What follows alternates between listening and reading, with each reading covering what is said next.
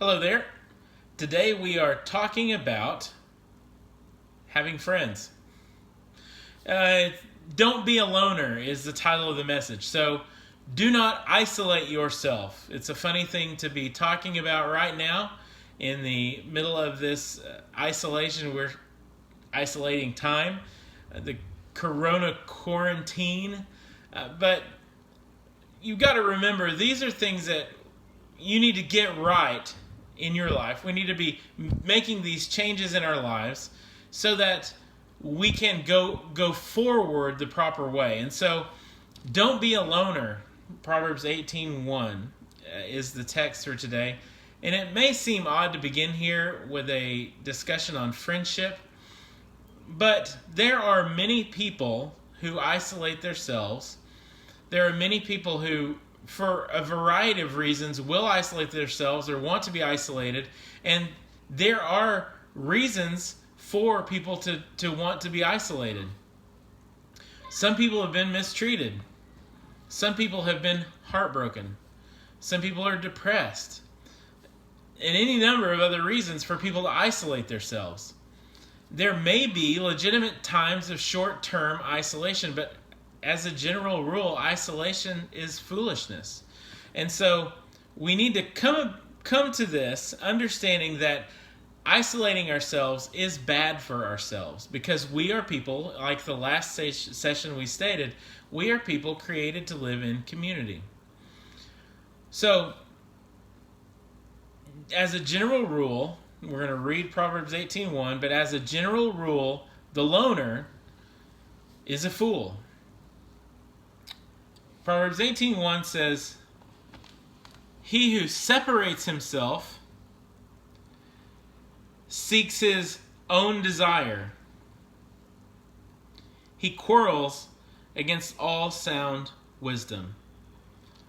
It says, "He who separates himself seeks his own desire." They are not seeking the desire of someone to fulfill desires of someone else. They are not seeking to help others. They are not seeking to do things for other people. They simply seek their own desire. I was a loner for a while I worked at the post office. After I had turned from a lot of the foolish things I was doing, I found myself pretty much alone because the friends I had made were not influencing me in the right way. And when I quit participating in those activities, I found myself pretty much alone.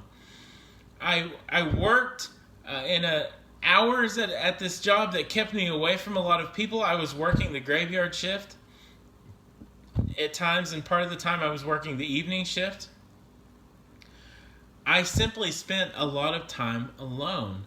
I would go out and eat by myself. I would go fishing by myself. And yes, I spent a lot of money and time on myself. I wasn't seeking to help others with it. I wasn't seeking to do things for other people. I would spend all my money and my time on myself in seclusion, and that is just the life that I lived in that time period. Even at work, I avoided people at times. And it's wild for me to look back at this, but I was a loner for a while, and it was foolish. The things I did in that time period were foolish. But as a loner, it's easier to do any number of foolish things. It's easier to not go to church. It's easier to do things believers ought not be doing when you are a loner. It is much easier to gratify your own sinful desires when you are a loner. It's easier to ruin your life with any number of stupid decisions when there is no one else around. And he says that this person is a fool. They separate themselves. They seek their own desire. I also find it interesting. It's just intriguing to me to think in this way. I find it interesting that the text does not state whether or not the person striking out was already foolish, or that their seclusion helped them become foolish. From what I've seen, it really probably is the latter, that people become foolish when they seclude themselves, or they make the foolish decision to seclude themselves and they become even more foolish. Usually I've seen it happen that way in people's lives. They have more and more trouble thinking about others and more trouble doing this until eventually it intensifies their selfishness to the point where most of the decisions they're making are incredibly foolish. even though people may annoy you, you do need people around you. Don't strike it out on your own and try to be a loner. It's not healthy. It's not good. And it says that he quarrels against all sound wisdom. And simply put, they make foolish decisions, though everyone around them and everything around them would tell them that they need to behave differently. So let's look at Galatians 6. We see all throughout Scripture